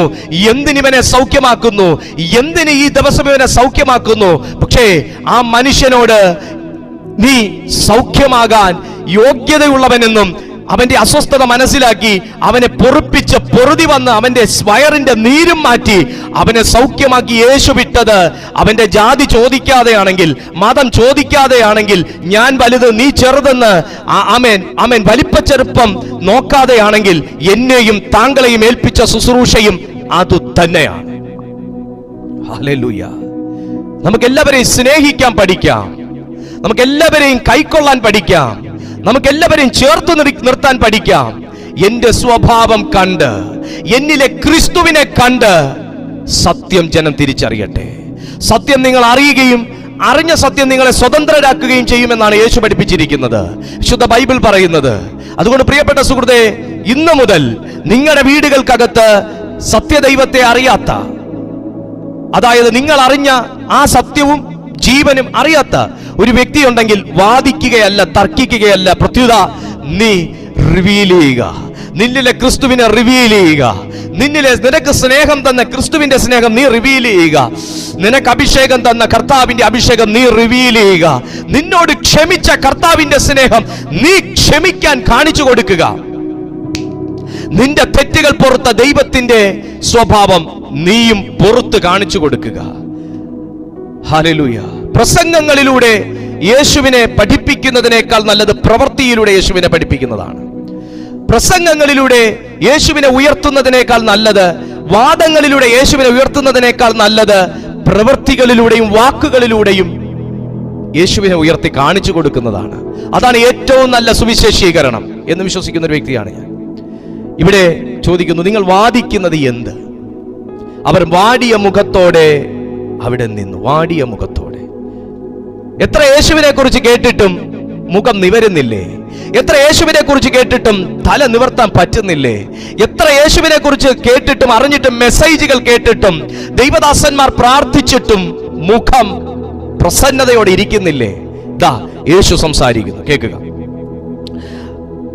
യേശു ഇതെല്ലാം പറഞ്ഞ് താഴേക്ക് വന്നിട്ട് 30-ാമത്തെ വാക്യം വരുമ്പോ, നമ്മുടെ സമയം കഴിയാതുകൊണ്ട് ഞാൻ നിർത്തുക. 30-ാമത്തെ വാക്യം വരുമ്പോ, അവരുമായി ഭക്ഷണത്തിനിരിക്കുമ്പോൾ അവൻ അപ്പമെടുത്ത് അനുഗ്രഹിച്ച് നുറുക്കി അവർക്ക് കൊടുത്തു. എന്തായാലും ഇപ്പോ വഴി യാത്രക്കാരനായ യേശു ഇപ്പൊ ഇരിക്കുന്നത് ഇവരുടെ വീടിനകത്താണ്. അവിടം വരെ കാര്യം എത്തി. നിങ്ങൾ തർക്കിക്കുന്ന എന്താന്ന് ചോദിച്ച് ജീവിതത്തിൽ കൂടിയതാ. ഇപ്പൊ യേശു വഴിയിലല്ല, ഇപ്പൊ യേശു വീട്ടിലാ. കമാ, യേശു വഴിയിലാണോ നമ്മുടെ വീട്ടിലാണോ? നമ്മുടെ വീട്ടിലാന്ന് പറയുന്നതിന് മുന്നേ ഒരു കാര്യം നമ്മൾ ഇന്ന് ചിന്തിക്കണം. യേശു വീട്ടിലുണ്ടെങ്കിൽ അന്ധത മാറിയേ പറ്റൂ. യേശു വീട്ടിലിരുത്തിക്കൊണ്ട്, യേശുവിനെ വീട്ടിൽ ഇരുത്തിക്കൊണ്ട് നമ്മൾ ഒരിക്കലും പൊട്ടന്മാരെ പോലെയും കണ്ണുപൊട്ടന്മാരെ പോലെയും ജീവിക്കാൻ പാടില്ല. കാരണം യേശുവിൽ നിന്ന് വാങ്ങി കഴിച്ചവരുടെ എല്ലാം കണ്ണ് തുറന്നിട്ടുണ്ട്, വയറ് നിറഞ്ഞിട്ടുണ്ട്, ഹൃദയം പ്രകാശിച്ചിട്ടുണ്ട്. ലൂക്കോസിന്റെ സുവിശേഷം ആണേലും, യോഹന്നാന്റെ സുവിശേഷം ആണേലും, മർക്കോസിന്റെ സുവിശേഷം ആണേലും, മത്തായിയുടെ സുവിശേഷം ആണേലും, വ്യത്യസ്ത കാലഘട്ടങ്ങളിൽ ഇതൊക്കെ രേഖപ്പെടുത്തി വെച്ച പ്രവാചകന്മാർക്ക് തെറ്റാതെ അവരെഴുതിയ ഒരാശയങ്ങളിൽ ഒന്ന് ഇതാണ്: അവനിൽ നിന്ന് വാങ്ങി കഴിച്ചവർക്കെല്ലാം കാഴ്ച ലഭിച്ചു, ഹൃദയം പ്രകാശിച്ചു, വയറ് നിറഞ്ഞു. ലൂക്കോസും അത് തന്നെ ഇവിടെ എഴുതി വെച്ചിരിക്കുന്നു. അവൻ അപ്പം എടുത്ത്, ക്ലെയോപ്പാവിന്റെ ഭാര്യയുടെയും വീട്ടിൽ യേശുവിനെ ക്ഷണിച്ചു, അകത്ത് കയറ്റി ഇരുത്തി. രാത്രി ഫുഡ് കഴിക്കാൻ തയ്യാറായപ്പോ യേശുവിൽ നിന്ന് അവർ വാങ്ങി ഭക്ഷിക്കുകയാണ്. ഇന്ന് ഈ സന്ദേശത്തിനകത്ത് കർത്താവ് ചിലത് നുറുക്കുന്നുണ്ട് ചിലർക്ക് വേണ്ടി. ചിലർക്ക് വേണ്ടി പരിശുദ്ധാത്മാവ് നുറുക്കുന്നുണ്ട് ചിലത്. നിന്റെ പോഷൻ നിനക്ക്, എന്റെ പോഷൻ എനിക്ക്. നോക്കൂ സഹോദരങ്ങളെ, യേശു ശിഷ്യന്മാരുടെ കയ്യിൽ വാഴ്ത്തി നുറുക്കി കൊടുത്തപ്പോ ഓരോന്ന് വെച്ച് കൊടുക്ക്, ഓരോന്ന് വെച്ച്, എല്ലാവർക്കും തികയട്ടെ പറഞ്ഞില്ല. എടാ മാക്സിമം 3 കൊടുത്താൽ മതി കേട്ടോ, അതിനപ്പുറം കൊടുക്കല്ലേ യേശു പറഞ്ഞില്ല. മതിയാവോളം കൊടുക്കത്തക്ക നിലയിൽ ആദ്യം നുറുക്കിയിട്ടു. മതിയാവോളം കൊടുക്കത്തക്ക നിലയിൽ 10,000 ഉണ്ടായിരുന്നു, 50,000 ഉണ്ടായിരുന്നു, 1 lakh ഉണ്ടായിരുന്നു. യേശു കൗണ്ട് എടുത്തോ എനിക്ക് അറിയില്ല. എന്തായാലും സുവിശേഷങ്ങളിൽ പറയുന്നുണ്ട് ഇത്ര സ്ത്രീകളും പുരുഷന്മാരും അടക്കം ഇത്ര പറയുന്നുണ്ട്. പക്ഷെ യേശു 10,000 പേരുണ്ട്, 10,000 അപ്പം, 20,000 പേരുണ്ട്, 20,000 അപ്പം, പിള്ളേർ ഇത്രയുണ്ട്. അപ്പൊ ഒരാൾ 2 കഴിക്കും, ചില ആൾ 3 കഴിക്കും. അങ്ങനെയൊന്നും യേശു നോക്കിയില്ല. യേശു അവിടെ വാഴ്ത്തി നുറുക്കി ശിഷ്യന്മാരോട് പറഞ്ഞു, സെർവ് ഇറ്റ്, ഗിവ് ഇറ്റ്, കൊടുക്കാൻ പറഞ്ഞു. 5 കഴിച്ചവരുണ്ടാകും, 10 കഴിച്ചവരുണ്ടാകും, 1 കഴിച്ചവരുണ്ടാകും, 2 കഴിച്ചവരുണ്ടാകും. വിശപ്പിനനുസരിച്ച് വാങ്ങാൻ അവർ തയ്യാറായിരുന്നു. ഓ, യേശു എന്തോ വിചാരിക്കും, ഞാൻ വാങ്ങി ഇനി ഒന്നുകൂടെ മേടിച്ചാൽ ഇനിയിപ്പോ പത്രോസ് എന്ത് ഫിലിപ്പോസ് എന്ത് വിചാരിക്കും? ഇതൊന്നും ആരും നോക്കി. വിശപ്പിനനുസരിച്ച് അവർ കൈനീട്ടി വാങ്ങി. യേശു കൊടുത്തത് 1 അവിടെ നിറഞ്ഞു തികഞ്ഞു എന്നല്ല, യേശു കൊടുത്തത് തികഞ്ഞതിന് ശേഷവും സെർവ് ചെയ്തവന് വേണേൽ ലാവിഷായിട്ട് കഴിക്കാന്നുള്ള 12 കുട്ടയുണ്ടായിരുന്നു. സഹോദരി, നീ കൊടുക്കുന്ന സുവിശേഷം ഉണ്ടല്ലോ, നീ കൊടുക്കുന്ന പ്രാർത്ഥനകളുണ്ടല്ലോ, നീ ചില വ്യക്തികളെ ബലപ്പെടുത്തുന്ന ആ ഒരു മനോഭാവം ഉണ്ടല്ലോ, ചില വ്യക്തികളെ നീ സഹായിക്കുന്ന മനോഭാവം ഉണ്ടല്ലോ, ചില വ്യക്തികൾക്ക് നിനക്കില്ലേലും കൊടുക്കുന്ന ഒരു സ്വഭാവം ഉണ്ടല്ലോ, അത് നീ കൊടുത്ത് കൊടുത്ത് കൊടുത്ത് മുടിയാനാന്ന് വിചാരിക്കല്ലേ. നീ കൊടുത്തിട്ടുണ്ടെങ്കിൽ നിനക്ക് കുട്ടക്കണക്കിന് വാരാനും. നമ്പർ 1, ആദ്യം നുറുക്കി അപ്പം വാങ്ങിയത് ശിഷ്യൻ. നമ്പർ 2, നുറുക്കിയത് ശിഷ്യൻ അല്ലെങ്കിലും കൊടുത്തത് ശിഷ്യന്മാരാ. നമ്പർ 3, കൊടുത്തതിന് ശേഷം ഞങ്ങൾക്കുണ്ടോന്നവർക്ക് ചിന്തിക്കേണ്ടി വന്നില്ല. തിരിച്ചതിന്റെ ബ്ലെസ്സിങ്സ് റിസീവ് ചെയ്തത് യേശു അല്ല, ശിഷ്യന്മാരാ. മാന്യ സുഹൃത്തെ, തിരുവെഴുത്തുകൾക്കകത്ത് വെളിപ്പാടുകളായി കിടക്കുന്ന മർമ്മങ്ങൾ, സീക്രട്ടായി കിടക്കുന്ന മർമ്മങ്ങൾ നീ തിരിച്ചറിഞ്ഞാൽ ഞാൻ കൊടുത്തു മുടിഞ്ഞവളെന്ന് നീ ഇനി പറയത്തില്ല. ഞാൻ പ്രാർത്ഥിച്ച് തകർന്നവനെന്ന് നീ ഇനിമേൽ പറയത്തില്ല. ഞാൻ അവനെ ഉപദേശിച്ച് ഞാൻ നശിച്ചു എന്ന് നീ പറയത്തില്ല. അവന് കൊടുത്ത് ഞാൻ തകർന്നു എന്ന് നീ പറയത്തില്ല.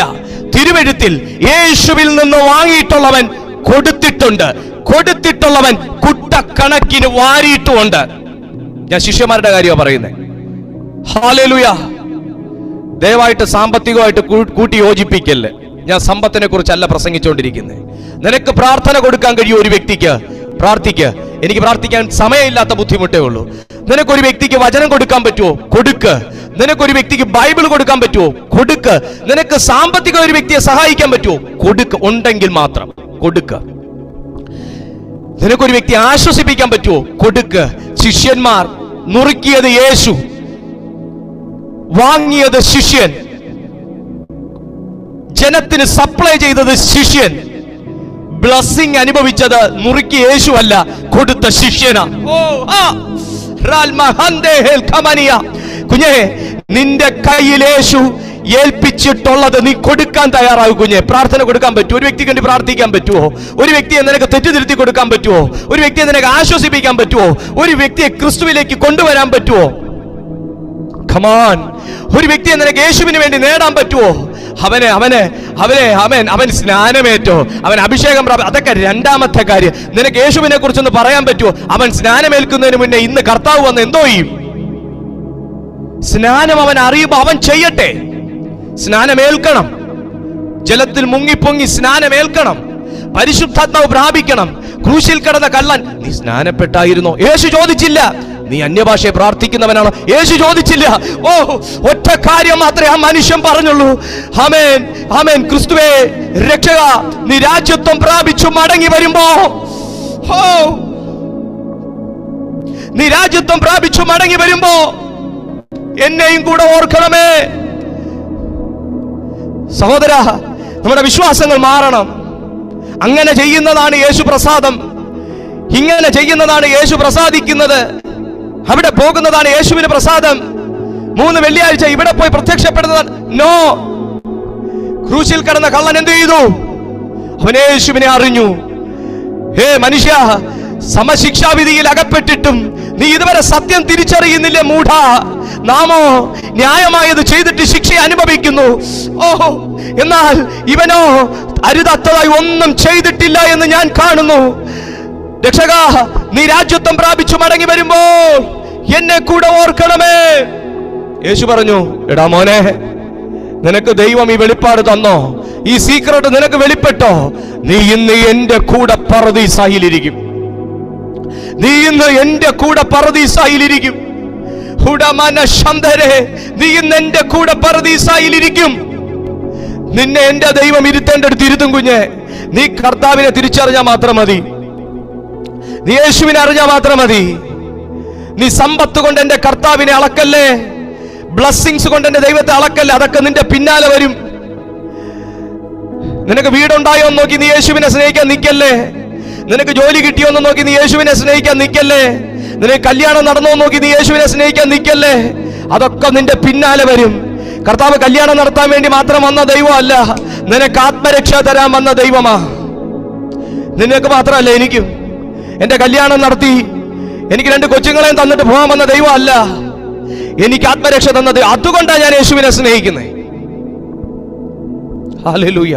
അതിനായിരിക്കണം ഞാൻ യേശുവിനെ, അതുകൊണ്ടായിരിക്കണം എനിക്ക് രക്ഷ തന്ന, എനിക്കവൻ രക്ഷ തന്നു എന്ന കാര്യത്തിനായിരിക്കണം ഞാൻ യേശുവിനെ സ്നേഹിക്കുന്നത്. ഈ സത്യം നിങ്ങൾ തിരിച്ചറിയണം പ്രിയപ്പെട്ടവരെ. നെക്സ്റ്റ് വൺ, 32ാമത്തെ വാക്യത്തിൽ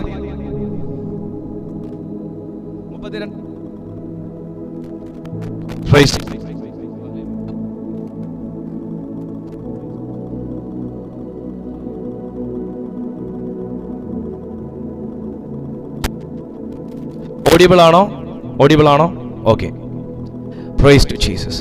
32ാമത്തെ വാക്യത്തിൽ വരുമ്പോ നമുക്കവിടെ കാണാൻ കഴിയും, എടിയേ മറിയായേ, ക്ലെയോപ്പാവിന്റെ ഭാര്യ മറിയയാണെന്ന് യോഹന്നാൻ എഴുതിയ സുവിശേഷം 3ാമത്തെ അധ്യായമാണെന്ന് ഞാൻ ഓർക്കുന്നത്, അവിടെ കിടപ്പുണ്ട്.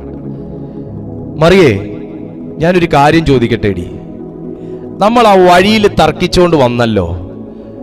എനിക്ക് നിന്നെയും കാണാൻ പാടില്ലായിരുന്നു, നിനക്ക് എന്നെയും കാണാൻ പാടില്ലായിരുന്നു. നമ്മൾ ഈ ദേഷ്യം കൊണ്ട് എന്തോ അങ്ങോട്ടും ഇങ്ങോട്ടും പറഞ്ഞു. പക്ഷേ നീ എന്നോട് സംസാരിച്ചപ്പോഴും ഞാൻ നിന്നോട് സംസാരിച്ചപ്പോഴും എനിക്ക് കോപം മാത്രം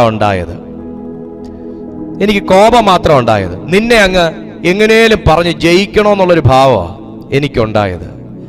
പക്ഷേ നമ്മുടെ കൂടെ വന്നിരുന്ന ആ അതിഥിയില്ലേ, അവൻ എന്നോട് സംസാരിച്ചപ്പോൾ, നമ്മളോട് സംസാരിച്ചപ്പോൾ, അവൻ വഴിയിൽ നമ്മോട് സംസാരിച്ച് തിരുവെഴുത്തുകളെ തെളിയിക്കുമ്പോൾ നമ്മുടെ ഹൃദയം, വാക്കെന്താ പറഞ്ഞേ?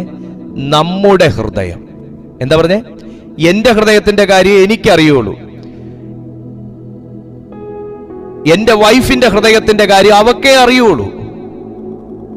നിങ്ങളുടെ ഹൃദയത്തിന്റെ കാര്യം നിങ്ങൾക്കേ അറിയുള്ളൂ. ഈ നമ്മുടെ ഹൃദയം എന്ന് പറയുന്നെങ്കിൽ ഇതിന്റെ നടുവിൽ എന്തോ ഒരു കണക്ഷൻ അതിനകത്ത് വന്നിട്ടുണ്ട്. അത് ഞാൻ ഇപ്പൊ പറഞ്ഞങ്ങ് നിർത്തുക. നമ്മുടെ ഹൃദയം നമ്മുടെ ഉള്ളിൽ കത്തിക്കൊണ്ടിരുന്നില്ലയോ? യേശുവിന്റെ സംഭാഷണത്തിനകത്ത് ഒന്ന്, ഒരാന്തരിക അഗ്നി വെളിപ്പെട്ടു. 2, ഇവർ തമ്മിൽ ഒരാത്മീയ സംഭാഷണത്തിനകത്ത് കണക്റ്റായി. ആദ്യത്തെ സംഭാഷണം യേശുവിനെ കുറിച്ചാണെങ്കിലും അതൊരിക്കലും ഒരു സ്പിരിച്വൽ ടോക്ക് അല്ലായിരുന്നു, വാദമായിരുന്നു. പക്ഷേ ഈ സംഭാഷണം ആദ്യം ഒരാന്തരിക അഗ്നി ഇവരിൽ ക്രിയേറ്റ് ചെയ്തു. 2, ഇവരുടെ ട്രാക്ക് മാറ്റി ആത്മീയ സംഭാഷണത്തിലേക്ക് കർത്താവ് ഇവരെ കൊണ്ടുവന്നു. നമ്പർ 3, ക്രിസ്തുവുമായിട്ടുള്ള കൂട്ടായ്മയ്ക്കകത്ത് ഇവരെ കർത്താവ് അലൈൻ ചെയ്തു. അലൈൻമെന്റ് ഒക്കെ തെറ്റിക്കിടക്കുമായിരുന്നു. കറക്റ്റ് ആ ഫാമിലിയെ കർത്താവ് മോൾഡ് ചെയ്ത് കൊണ്ടുവരുന്നുണ്ടോ? നമ്പർ 4, ക്രിസ്തു തന്നെ ഇവരോട് സംസാരിക്കാൻ തുടങ്ങി. ആന്തരിക അഗ്നി എന്ന് പറയുന്നത് പഴയ നിയമകാലം മുതലുള്ളതാ. ആന്തരിക അഗ്നി സങ്കീർത്തനങ്ങളുടെ പുസ്തകം 39ാമത്തെ സങ്കീർത്തനങ്ങൾ 39ലാണ് നമ്മൾ ഈ തീ കാണുന്നത്. 39-ാമത്തെ സങ്കീർത്തനം അതിൻ്റെ 3-ാമത്തെ വാക്യം നിങ്ങളൊന്ന് നോക്കി. 39-ാമത്തെ സങ്കീർത്തനം അതിൻ്റെ 3-ാമത്തെ വാക്യം. എൻ്റെ ഉള്ളിൽ ഞാൻ ഉരിയാടാതെ ഊമനായിരുന്നു. കണ്ടോ, ഞാൻ ഉരിയാടാതെ, എൻ്റെ ദുഃഖം കൊണ്ട് എനിക്ക് സംസാരിക്കാൻ പറ്റുന്നില്ല. ഞാൻ ഉരിയാടാതെ ഊമനായിരുന്നു. ഇവിടെയും ഇവരും അത് തന്നെ. ഇവരുടെ ദുഃഖം കൊണ്ടും തർക്കം കൊണ്ടും വേദന കൊണ്ടും വാദം കൊണ്ടും യേശുവിന്റെ മുമ്പിൽ വാടിയ മുഖത്തോടെ ഇരുന്നു. കണ്ടോ, നന്മയെ ഗണ്യമാക്കാതെ മൗനമായിരുന്നു. എന്റെ സങ്കടം പൊങ്ങി വന്നു, എന്റെ ഉള്ളിൽ ഹൃദയത്തിന് ചൂട് പിടിച്ചു. കണ്ടോ, എന്റെ ധ്യാനത്തിങ്കൽ തീ കത്തി, അപ്പോൾ ഞാൻ നാവെടുത്ത് സംസാരിച്ചു തുടങ്ങി. എന്റെ മാന്യ സുഹൃത്തെ, നീ ഇന്ന് ദുഃഖം കൊണ്ട് ഉരിയാടാൻ കഴിയാതെ ഇരിക്കുന്നുവെങ്കിൽ ഇന്ന് രാത്രിയിൽ ഈ ദൈവത്തിന്റെ അഗ്നി നിന്റെ ഉള്ളത്തിൽ കത്തിയാൽ നിന്റെ നാവെടുത്ത് നീ ചില കാര്യങ്ങൾ സംസാരിച്ചു തുടങ്ങും. സങ്കീർത്തനക്കാരൻ പറയുക, എന്റെ ഹൃദയത്തിന് ചൂട് പിടിച്ചു. ഇന്ന് വിശ്വാസം തണുത്തിരിക്കുകയാണോ? വചനകേൾവി തണുത്തിരിക്കുകയാണോ? പ്രാർത്ഥന തണുത്തിരിക്കുകയാണോ? ദൈവമായിട്ടുള്ള ബന്ധം തണുത്തിരിക്കുകയാണോ? നിന്നെ ചൂട് പിടിപ്പിക്കുന്ന ഒരു തീ നിന്റെ ഭവനത്തിൽ കത്തിക്കൊണ്ടിരിക്കുക.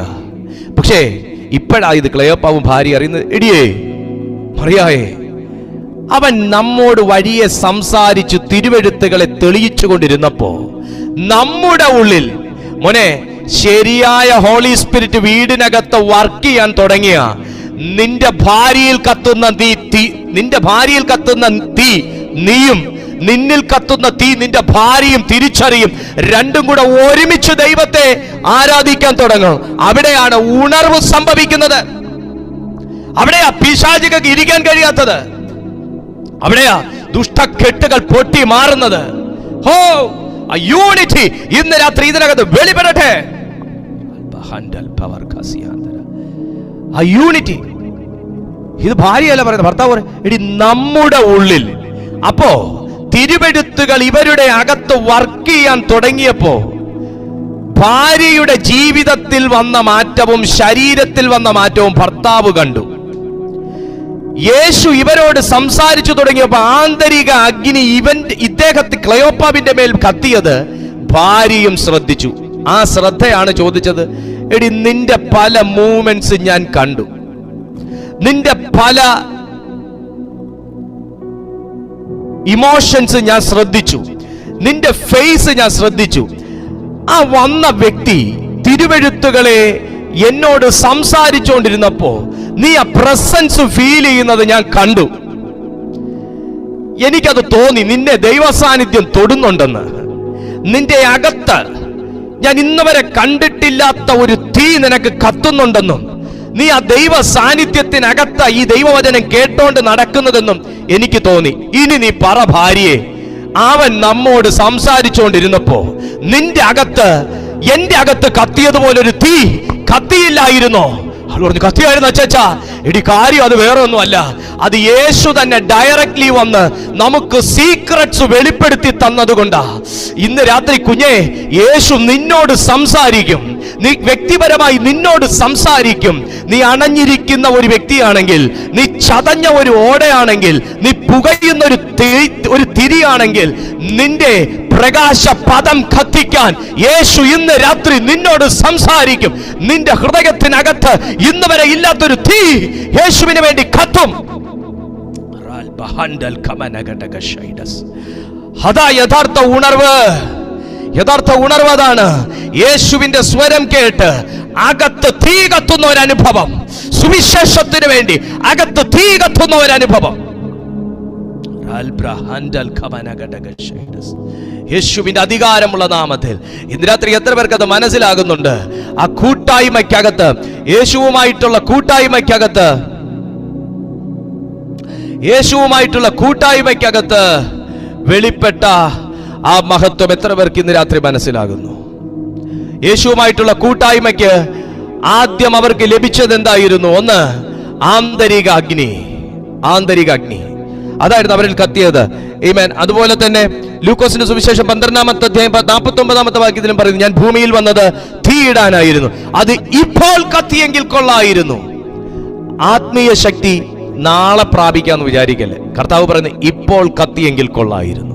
യേശു പറയുന്നതാ, ഞാൻ ഭൂമിയിൽ തീയിടാനാകുന്നു വന്നിരിക്കുന്നത്, അത് ഇപ്പോഴേ കത്തിയെങ്കിൽ കൊള്ളായിരുന്നു. ന്യായവിധിയുടെ കാര്യമാണ് യേശു പറയുന്നത്. എങ്കിലും നോക്കൂ, ദിവ്യ കൂട്ടായ്മ പ്രകാശപഥം കത്തിക്കുന്നു, വെളിച്ചം നമ്മുടെ ജീവിതത്തിലേക്ക് കൊണ്ടുവരുന്നു. അതാ വൈഫും ഹസ്ബൻഡും തമ്മിൽ. ഞാനൊരു കാര്യം പറയട്ടെ, ഈ രണ്ടുപേരുടെ ജീവിതത്തിനകത്തും ഇതുപോലൊരു തീ ഉണ്ടെങ്കിൽ നിന്റെ വീടിനകത്തെ തർക്കം മാറിപ്പോകും. അതാ ക്ലെയോപ്പാവ് ചോദിച്ചത്. നമ്മോട് സംസാരിച്ചുകൊണ്ടിരുന്നപ്പോ ഒരു സന്തോഷം തോന്നിയെന്നല്ല, ഒരു ഫ്രഷ്നെസ് തോന്നിയെന്നല്ല, കത്തിക്കൊണ്ടിരുന്നില്ലയോ? ഇതാ വേണ്ടത്. വചനം കേൾക്കുമ്പോ ഒരു കത്തല്, പ്രശ്നം വരുമ്പോ അണഞ്ഞു. വീണ്ടും ഒരു വചനം കേൾക്കുമ്പോ ഒരു കത്തൽ, അതല്ല, കത്തിക്കൊണ്ടേയിരുന്നു. കുഞ്ഞെ, ഞാനും നിങ്ങളും കർത്താവിന്റെ വരവ് വരെയും ആയുസ്സും ആരോഗ്യം ഉണ്ടെങ്കിൽ കത്തിക്കൊണ്ടേയിരിക്കേണ്ടവരാ. മനസ്സിലായോ?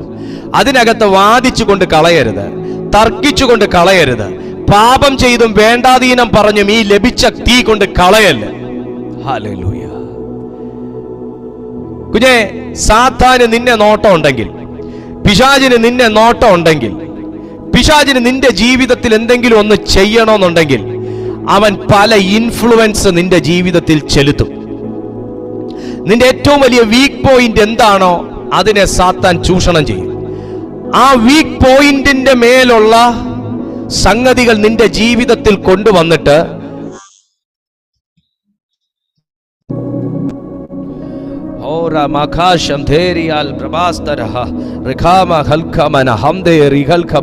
ആ പഴയ സ്നേഹത്തിലേക്ക് ദൈവം നിന്നെ ഇന്ന് രാത്രി കൂട്ടിവരുത്താൻ പോകുക. നിന്റെ ഭവനത്തിനകത്ത് എന്റെ യേശു പ്രവേശിക്കുന്ന ദിവസം, നിന്റെ ഭവനത്തിനകത്ത് യേശു പ്രവേശിക്കുന്ന ദിവസം, നിന്റെ വീടിനകത്ത് യേശു പ്രവേശിക്കുന്ന ദിവസം, അവനിൽ നിന്ന് നീ വാങ്ങിയിട്ടുണ്ടെങ്കിൽ, ഇന്ന് രാത്രി ഈ തിരുവെഴുത്ത് നീ അവനിൽ നിന്ന് വാങ്ങിയിട്ടുണ്ടെങ്കിൽ നിന്റെ കണ്ണ് തുറക്കുക തന്നെ ചെയ്യും. ഇന്ന് രാത്രി തിരുവെഴുത്ത് അവനിൽ നിന്ന് നീ കേട്ടിട്ടോ തുറക്കുക തന്നെ ചെയ്യും. ഇന്ന് രാത്രിയിൽ ഈ തിരുവെഴുത്ത് നീ അവനിൽ നിന്ന് സ്വീകരിച്ചിട്ടുണ്ടെങ്കിൽ നീ ഇന്ന് കത്തുക തന്നെ ചെയ്യും, കത്തുക തന്നെ ചെയ്യും, കത്തുക തന്നെ ചെയ്യും. കമാൺ. പ്രാർത്ഥിച്ചേ ദൈവമക്കളെ, നിങ്ങളൊന്ന് പ്രാർത്ഥിച്ചേ. കർത്താവേ, എന്റെ ജീവിതത്തിൽ തർക്കം കൊണ്ടല്ല എനിക്ക് യേശുവിനെ തെളിയിക്കേണ്ടത്, തർക്കം കൊണ്ടല്ല എനിക്ക് യേശുവിനെ തെളിയിക്കേണ്ടത്. എന്റെ ജീവിതത്തിന്റെ മാറ്റം കണ്ട്, എന്റെ ജീവിതത്തിന്റെ തീ കണ്ട്, എന്റെ ജീവിതത്തിലുള്ള ദൈവാനുഭവം കണ്ട് എന്നെ തിരിച്ചറിയട്ടെ. ദൈവം സത്യദൈവം, ഞാൻ അഭിഷേകത്തോട് ആരാധിക്കുന്ന ഒരു വംശമെന്ന് എന്റെ സ്വഭാവം കണ്ട്, എന്റെ ചിന്ത കണ്ട്, എന്റെ പ്രവൃത്തി കണ്ട്, എന്റെ സംഭാഷണങ്ങൾ കണ്ട്, എന്റെ ആറ്റിറ്റ്യൂഡ്സ് കണ്ട് ലോകം തിരിച്ചറിയട്ടെ. നീ ഉപദേശിക്കാൻ പോകണ്ട, നീ തർക്കിക്കാൻ പോകണ്ട, നീ വാദിക്കാൻ പോകണ്ട. കർത്താവ് നിനക്ക് വേണ്ടി സംസാരിക്കും. ദൈവം താങ്കൾക്ക് വേണ്ടി.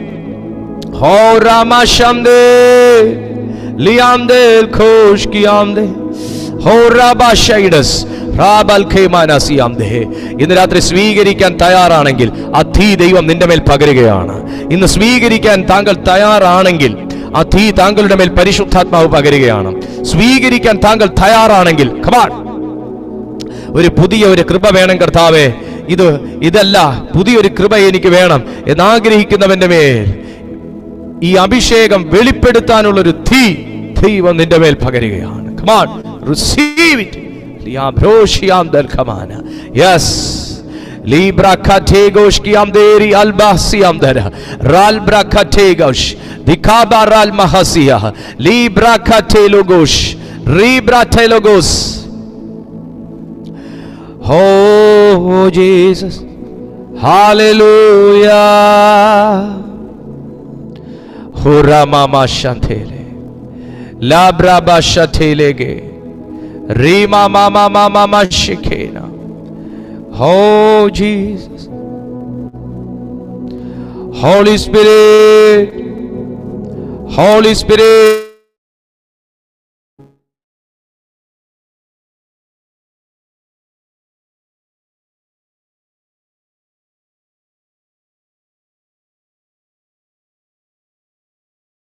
ആത്മാവ് ചിലരെ ശക്തിയോടെ തൊടുന്നു. പരിശുദ്ധാത്മാവ് നിന്നെ ശക്തിയോടെ തൊടുന്നു. ഹോ റാബാ ശാഥാലാബ ഹോ റിമാമാസ്കേലിയാംദേ. പ്രാർത്ഥിച്ചേ, ദൈവാത്മാവ് ശക്തിയോടെ ചിലരുടെ മേൽ ഇന്ന് രാത്രി തീ പകരാൻ ആഗ്രഹിക്കുകയാണ്. തീ പകരാൻ ആഗ്രഹിക്കുകയാണ്. തീ പകരാൻ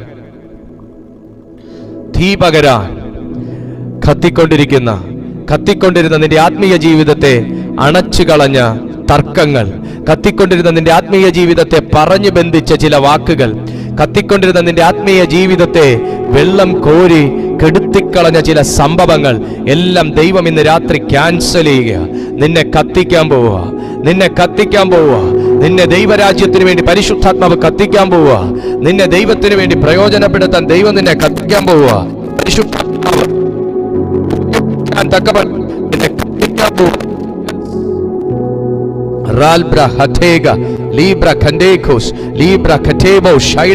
പരിശുദ്ധാത്മാവ് നിന്നെ ശക്തീകരിക്കട്ടെ.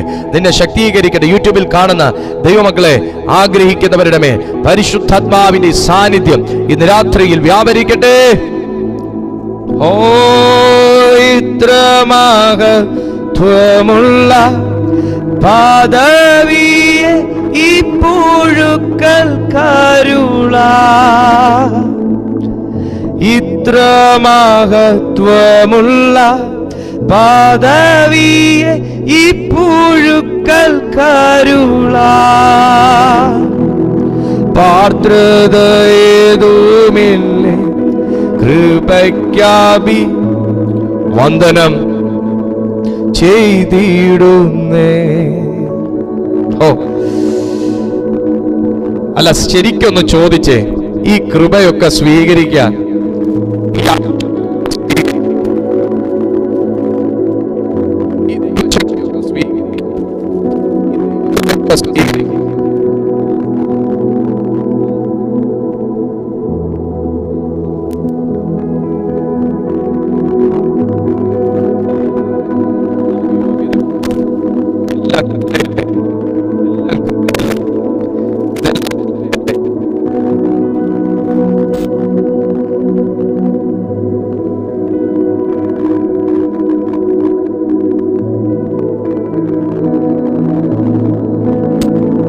ഇതെല്ലാം കൃപയല്ലേ?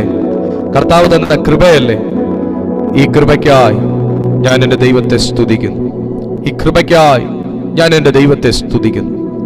ഈ കൃപയ്ക്കായി ഞാൻ എൻ്റെ ദൈവത്തെ സ്തുതിക്കുന്നു. പിതാവേ, ഇന്ന് രാത്രിയിൽ ഈ മീറ്റിംഗിൽ അറ്റൻഡ് ചെയ്ത ഓരോ ദൈവജനത്തിൻ്റെ ജീവിതത്തിലും വലിയ ദൈവമഹത്വം അവിടുന്ന് വെളിപ്പെടുത്തിയിരിക്കാൻ സ്തോത്രം. ഈ ജനത്തെ അവിടുന്ന് അനുഗ്രഹിച്ചാണ്ട് ഇന്ന് വിവിധ വിഷയങ്ങളാൽ, ഭാരങ്ങളാൽ ഞങ്ങളെ ഇതുവരെയും കണ്ടുകൊണ്ടിരുന്ന ഓരോ ദൈവമക്കളുടെയും ജീവിതത്തിൽ പരിശുദ്ധാത്മാവ് സംസാരിച്ചല്ലോ, അവരോട് ദൈവാത്മാവ് ഇടപെട്ടല്ലോ. ആയതിനായി ഞങ്ങൾ കർത്താവിനെ സ്തുതിക്കുന്നു. ഈ ജനത്തെ പിതാവിൻ്റെയും പുത്രൻ്റെയും പരിശുദ്ധാത്മാവിൻ്റെയും നാമത്തിൽ ബ്ലസ് ചെയ്യുന്നു. ഇവരുടെ ജീവിതങ്ങളെ അവിടുന്ന് മാനിച്ചാലും അനുഗ്രഹിച്ചാലും സ്വസ്ഥത നൽകിയാലും യേശുവിൻ നാമത്തിൽ തന്നെ ആമേൻ. നിങ്ങളുടെ പ്രാർത്ഥനാ വിഷയങ്ങൾ വാട്സാപ്പ് മുഖേനയും ഫോൺ കോൾസിലൂടെയും ഞങ്ങളുടെ ഈ നമ്പറിൽ അറിയിച്ചാൽ ഞങ്ങൾ നിങ്ങൾക്കായി പ്രാർത്ഥിക്കാം. ഫോണിൽ കിട്ടാൻ എന്തെങ്കിലും ബുദ്ധിമുട്ടുണ്ടെങ്കിൽ, ഒട്ടുമിക്ക സമയങ്ങളിലും കിട്ടും, അല്ലെങ്കിൽ ഞാൻ തിരിച്ചു വിളിക്കും. ബുദ്ധിമുട്ടുണ്ടെങ്കിൽ നിങ്ങൾക്ക് വാട്സാപ്പിലും ഞങ്ങളെ ബന്ധപ്പെടാം. ഞങ്ങളുടെ ഈ കൂട്ടായ്മയെ നിങ്ങൾക്ക് ഏതെങ്കിലും നിലയിൽ കൈത്താങ്ങാൻ താല്പര്യമുണ്ടെങ്കിൽ, ആഗ്രഹമുണ്ടെങ്കിൽ നിങ്ങൾക്ക് ഈ പേയ്മെൻറ്റ് ആപ്ലിക്കേഷൻസിലൂടെ ഞങ്ങളുടെ ഈ മിനിസ്ട്രിയെ നിങ്ങൾക്ക് കൈത്താങ്ങാവുന്നതാണ്. എല്ലാ ദിവസവും രാവിലെയും വൈകുന്നേരവും നടക്കുന്ന ഞങ്ങളുടെ ഈ മീറ്റിങ്ങിൽ നിങ്ങളെ ഞാൻ വളരെ സന്തോഷത്തോടെ സ്വാഗതം ചെയ്യുന്നു. രാവിലെയും വൈകുന്നേരവും നമുക്കിതിനകത്ത് ലൈവ് മീറ്റിംഗ് ഉണ്ട്. നിങ്ങൾക്ക് അത് അറ്റൻഡ് ചെയ്യാനും ദൈവകൃപ പ്രാപിക്കാനും കൂടുതൽ ദൈവവചനം പഠിക്കാനും ഒക്കെ അവസരങ്ങളുണ്ട്. നിങ്ങളത് പരമാവധി പ്രയോജനപ്പെടുത്തിയാട്ടെ. ദൈവം നിങ്ങളെ ശക്തീകരിക്കട്ടെ, ദൈവം നിങ്ങളെ സഹായിക്കട്ടെ, കർത്താവ് നിങ്ങളെ ബലപ്പെടുത്തട്ടെ. നമുക്ക് ആശീർവാദം പറയാം. പിതാവായ ദൈവത്തിൻ്റെ സ്നേഹവും പുത്രനായ യേശുക്രിസ്തുവിൻ കൃപയും പരിശുദ്ധാത്മാവിൻ്റെ കൂട്ടായ്മയും കാവലും സഹവാസവും ഇന്ന് ഇത്രയും സമയം ഈ മീറ്റിങ്ങിൽ അറ്റൻഡ് ചെയ്ത ഓരോ ദൈവമക്കളോടും കേട്ട വചനത്തോടും സകല വിശുദ്ധന്മാരോടും ഇന്നുമെന്നും കർത്താവിൻ്റെ വരവോളം ഉണ്ടായിരിക്കുമാറാകട്ടെ. ആമേൻ. ജയം നൽകിയ ദൈവത്തിന് സ്തോത്രം. Hallelujah, hallelujah, hallelujah. നിങ്ങൾ ഈ വീഡിയോ ഇതുവരെ ലൈക്ക് ചെയ്തിട്ടില്ലെങ്കിൽ ജസ്റ്റ് ഒന്ന് ഈ വീഡിയോ ലൈക്ക് ചെയ്തേക്കുക. ചാനൽ സബ്സ്ക്രൈബ് ചെയ്തിട്ടില്ലെങ്കിൽ നിങ്ങളൊന്ന് സബ്സ്ക്രൈബ് ചെയ്തേക്കുക. നിങ്ങൾക്ക് അടുത്ത ദിവസം രാവിലെ മുതലുള്ള എല്ലാ നോട്ടിഫിക്കേഷൻസും നിങ്ങൾക്ക് ലഭിക്കും. സബ്സ്ക്രൈബ് ചെയ്താൽ മറ്റുള്ളവർക്കും കൂടെ ഈ സന്ദേശം നിങ്ങൾ അയച്ചു കൊടുത്താൽ അവർക്കും ആ ദൈവവചനം കേൾക്കാനും പഠിക്കാനും ഒക്കെ ഭാഗ്യം ഉണ്ടാവും. കർത്താവിനോട് കൂടുതൽ അടുക്കാനും ഒക്കെ സാധിക്കും. ചെറിയൊരു ഷെയറിങ്ങിലൂടെ നമുക്ക് ദൈവവചനം അറിയിക്കാമല്ലോ. കർത്താവ് നിങ്ങളെ സഹായിക്കട്ടെ. ഇത്രയും സമയം യൂട്യൂബിലും സൂമിലും ഞങ്ങളെ കണ്ടുകൊണ്ടിരുന്ന എല്ലാ ദൈവമക്കളെയും ഞാൻ ഒരിക്കൽ കൂടെ നന്ദി പറയുന്നു. കർത്താവ് നിങ്ങളെ സഹായിക്കട്ടെ. ദൈവം നിങ്ങളെല്ലാവരെയും അനുഗ്രഹിക്കട്ടെ, ബലപ്പെടുത്തട്ടെ. എസ്പെഷ്യലി സുമിനി തോമസിനെ ഓർത്ത്, സിസ്റ്ററെ ഓർത്ത് ഞാൻ ദൈവത്തിന് സ്തോത്രം ചെയ്യുന്നു. ചില ദിവസങ്ങൾക്ക് മുമ്പേ സിസ്റ്ററിൻ്റെ മദർ ഈ ലോകത്ത് നിന്ന് കർത്താവിൻ്റെ സന്നിധിയിലേക്ക് ചേർക്കപ്പെട്ടു.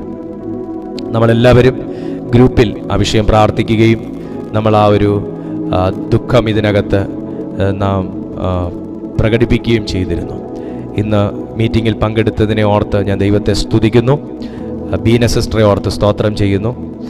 നിങ്ങളെല്ലാവർക്കും, അന്നമാൻഡി, Mridula sister, George brother, Sibin brother, Reena sister, Sugatha Vijayan aunty, Jacob uncle, എല്ലാവരെയും ഓർത്ത് ഞാൻ ദൈവത്തിന് സ്തോത്രം ചെയ്യുന്നു. ജേക്കബ് അങ്കിളിൻ്റെയും മദർ കഴിഞ്ഞ ദിവസം മരണപ്പെട്ടു. അതും നമ്മുടെ ഗ്രൂപ്പിൽ പറഞ്ഞിരുന്നതാണ്.